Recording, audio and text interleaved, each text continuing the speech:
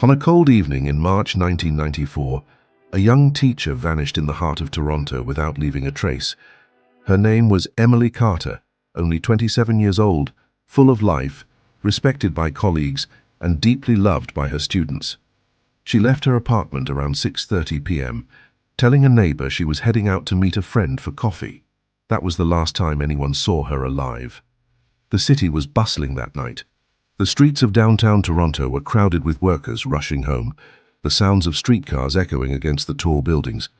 Somewhere in the middle of all that movement, Emily disappeared.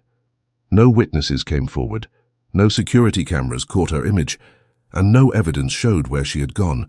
It was as if the city swallowed her whole. Police launched an immediate investigation. Flyers with Emily's smiling face spread across neighborhoods. Her family pleaded on television, and volunteers searched the parks, alleys, and abandoned buildings. Yet nothing surfaced. Her apartment was untouched. Her wallet and identification were missing, and her car was still parked exactly where she had left it. As days turned into weeks, hope began to fade. The media called it one of Toronto's strangest vanishings, and theories multiplied. Was it a crime of opportunity, a planned escape, or something darker, hidden beneath the city's surface? No one knew. And for years, the mystery of Emily Carter's disappearance would remain frozen in time, tormenting her family and haunting investigators. The early days of the investigation into Emily Carter's disappearance were filled with urgency and confusion. Detectives combed through her apartment, searching for anything unusual. There were no signs of forced entry, no struggle, and nothing appeared stolen. Her lesson plans were neatly laid out on the desk for the following week, as if she had every intention of returning. Her family described her as reliable and responsible, the kind of person who never missed a class, never ignored a phone call. Her sudden silence alarmed everyone who knew her. Police interviewed neighbors, colleagues, and the friend she was supposed to meet that night. Strangely, that friend claimed Emily never arrived at the cafe. Witness accounts were scarce. One man reported seeing a young woman matching her description near Union Station around 7 p.m., but the lead went nowhere. Another tip suggested she had boarded a bus heading north, though surveillance offered no confirmation. Each possible clue dissolved into uncertainty. The media kept the case alive, but rumors began to swirl. Some speculated Emily had been targeted by a stalker, while others whispered she may have run away to escape a hidden personal problem. Detectives followed both angles, but nothing solid emerged. Meanwhile, her students placed flowers and notes outside the school where she taught, their small drawings taped to the fence, silent messages begging for their teacher's safe return. Despite every effort, weeks turned into months. The trail grew cold, and Emily Carter's name slipped from the headlines. Yet for her family, the nightmare never ended. By the end of 1994, the case of Emily Carter had grown cold. Detectives exhausted every lead, and the once vivid posters that had covered Toronto's streets were now faded, torn, or buried under new layers of paper. What had begun as a citywide search gradually dissolved into silence. For Emily's parents, every day was a waiting game. They called the police constantly, hoping for updates, but the replies were always the same: no new information. Her father kept her bedroom exactly as it had been, the bed neatly made, books stacked by the window, as though she might walk in at any moment. Over the years, anniversaries of her disappearance brought brief moments of renewed attention. Local newspapers would run a short piece, and television stations would revisit the story, showing her smiling school portrait alongside unanswered questions. Former students, now grown, would recall how Emily had inspired them, and how her sudden absence left a permanent mark on their lives. But as time passed, Toronto moved on. New crimes, new tragedies, new headlines took over. Emily Carter became just another name on the long list of missing persons in Canada. Her case was officially categorized as unsolved, a cold case. A box of files sat on a shelf in the Toronto Police Archives, gathering dust. Detectives who once worked tirelessly on the search had retired or transferred, and younger officers barely recognized her name. Still, for her family, the pain never faded. They believed deep down that one day a clue would surface, something, anything, that could explain what happened on that cold March night in 1994. It wasn't until the spring of 2006, 12 long years after Emily Carter vanished, that a discovery reignited the case. In a dense patch of woods about 60 kilometers north of Toronto, two hikers stumbled upon something unusual beneath a fallen tree. It was a faded blue backpack, partially buried under leaves and soil, the fabric worn from time and weather. Curious, they opened it. Inside were notebooks, a small set of keys, a hairbrush, and a worn leather wallet. The wallet contained identification: Emily Carter. The name that many in Toronto had almost forgotten suddenly came rushing back into the spotlight. Police were immediately called to the scene. Forensic teams carefully collected the bag, documenting every item. Despite the years that had passed, some of Emily's belongings were remarkably intact. Her notes, written in neat handwriting, included lesson plans and reminders about meeting friends, ordinary details frozen in time. The discovery raised even more questions than answers. How had the backpack ended up in that remote forest? Had Emily traveled there willingly, or had someone taken her?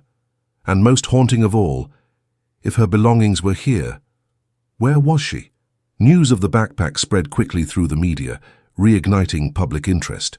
Reporters gathered outside Emily's parents' home, cameras flashing as her mother, now visibly aged, whispered through tears, "Maybe this means we'll finally know the truth." For investigators, the case was no longer cold. They were back on the trail. But the forest was vast and the clues were few. The discovery of Emily Carter's backpack in 2006 triggered one of the largest search operations the region had seen in years. Police, aided by search and rescue teams, combed through the dense forest where the bag had been found. Cadaver dogs were brought in, helicopters hovered overhead, and volunteers once again filled the woods, retracing paths and digging through undergrowth. Every branch, every clearing was examined, yet, despite weeks of effort, no trace of Emily herself appeared. No bones, no clothing, no sign of a struggle.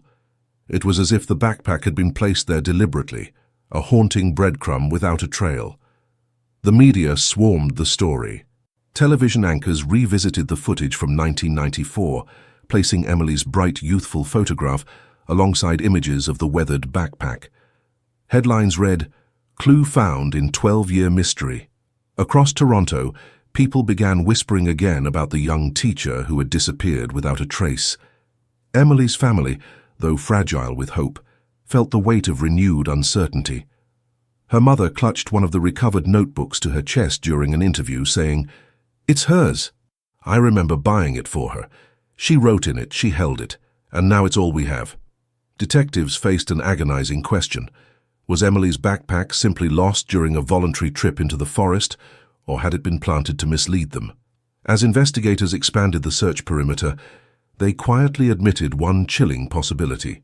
Whoever was responsible for Emily's disappearance might still be out there, watching.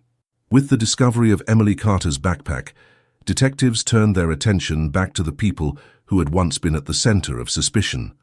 Old files were reopened, interviews re-examined, and names resurfaced. One of the first was Mark Reynolds, a fellow teacher who had worked closely with Emily in 1994. Rumors had circulated at the time about his unreciprocated feelings for her. He had provided an alibi back then, claiming he was at a family dinner the night Emily disappeared. But after 12 years, memories had faded, and investigators wanted to verify every detail once more. Another name reappeared, Daniel Price, a maintenance worker at Emily's school. He had a history of minor offenses and was known to spend time near the cafe where Emily was supposed to meet her friend the night she vanished. Though no evidence tied him directly to the case, his behavior during earlier questioning had raised suspicions. And then there was the mysterious, unidentified caller. In the days after Emily disappeared, police had received a tip from a man who claimed he saw her entering a dark car near Union Station. The caller never identified himself and could not be traced. Was it a prank? Or was it someone who knew more than they dared to reveal? Theories exploded in the media. Perhaps Emily had been abducted by someone she knew. Perhaps she had stumbled upon something she shouldn't have. Or perhaps she had trusted the wrong person at the wrong time.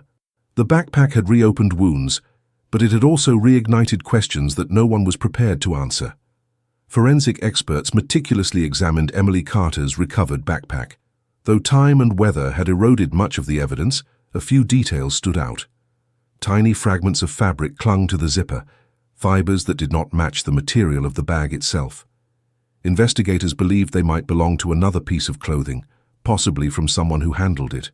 More surprising was what they found on the notebook. Beneath Emily's neat handwriting, faint indentations revealed words pressed onto the paper from another sheet that was no longer there. Forensic imaging made the marks partially visible. A sentence that read, "Meet me at the station." No name, no date, but enough to raise suspicion. The keys inside the backpack also puzzled detectives. They didn't match Emily's apartment or her car. When shown to her family, no one recognized them. Were they keys she had been carrying for a reason no one knew? Or were they placed in the bag later as a deliberate clue or misdirection? DNA testing on the hairbrush confirmed the strands belonged to Emily, but no foreign DNA was discovered on the items. After so many years exposed to the elements, much of the potential evidence had degraded beyond use. Despite the limitations, investigators believed the backpack had been moved. The level of preservation suggested it had not been in the forest for all 12 years. Someone, at some point, had returned it there.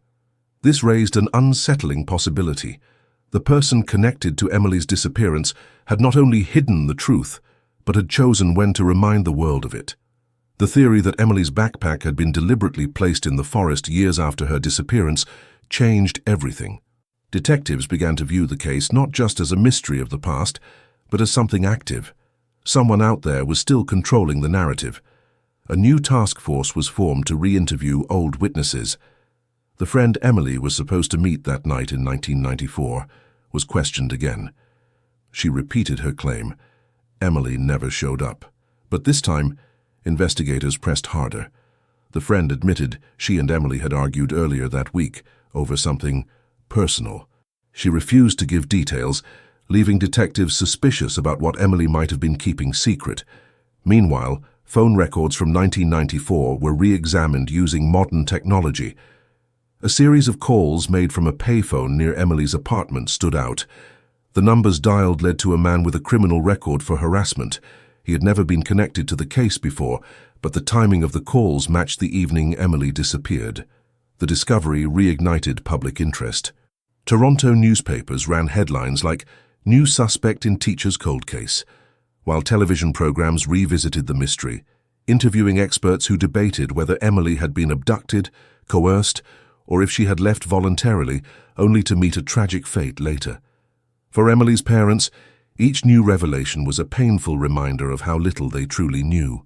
The backpack had cracked open the case, but it also revealed a darker possibility.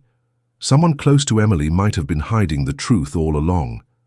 As investigators pushed deeper into the reopened case, one breakthrough emerged from an unexpected place: the keys found inside Emily's backpack. A locksmith working with police determined they belonged to an old storage facility on the outskirts of Toronto, a place that had changed ownership several times since the 1990s. Detectives traced the records, and to their surprise, one of the rented units in 1994 had been under the name Daniel Price, the school maintenance worker who had once been questioned. At the time, he had denied any connection to Emily beyond casual workplace interactions. But the keys told another story. Armed with a warrant, investigators entered the long-abandoned unit. Dust coated every surface, but among the forgotten boxes and rusted shelves, they found something chilling: a set of women's shoes worn and dated to the early 1990s, along with a bundle of letters addressed to Emily. The handwriting matched Daniel's. Even more disturbing was a faded Toronto newspaper from March 1994, folded neatly, with Emily's missing poster circled in pen. To detectives, it felt less like storage and more like a shrine, a hidden reminder of an obsession that had gone unnoticed. Forensic teams collected everything, rushing to test the items for DNA. Though many samples had degraded, partial profiles hinted at both Emily and Daniel's presence. This discovery shifted the case dramatically. After 12 years of uncertainty, investigators were finally closing in on someone who might have carried the truth all along. But what they would uncover next would shock not only Emily's family, but the entire city of Toronto. The evidence from the storage unit was enough to bring Daniel Price back into the spotlight. Now in his 50s, Living quietly in a small Ontario town, he was taken in for questioning. At first, Daniel denied everything. He claimed the unit had been rented under his name by mistake, that he had never placed the items there, and that he barely remembered Emily Carter. But detectives pressed harder. They showed him the letters, each one expressing admiration and fixation with Emily, words that bordered on obsession. They revealed the shoes, the circled newspaper, and the partial DNA match. Slowly, Daniel's calm exterior began to crack. According to police reports, Daniel eventually confessed to having followed Emily on the night she disappeared. He claimed he only wanted to talk to her, but when she resisted, a confrontation escalated. Emily was never seen again. Daniel refused to say where her body was, but investigators believed she had been buried in a remote area, her remains still unrecovered. The revelation devastated Emily's family. After 12 years of unanswered questions, they finally had a name, a face, and the chilling truth that their daughter's life had been taken by someone who had once walked the same school halls as her. News of the confession spread across Canada, reigniting sorrow and outrage. Candlelight vigils were held in Emily's memory, with former students and neighbors gathering to honor the young teacher whose kindness had touched so many lives. Though her body was never found, Emily Carter's case was finally closed.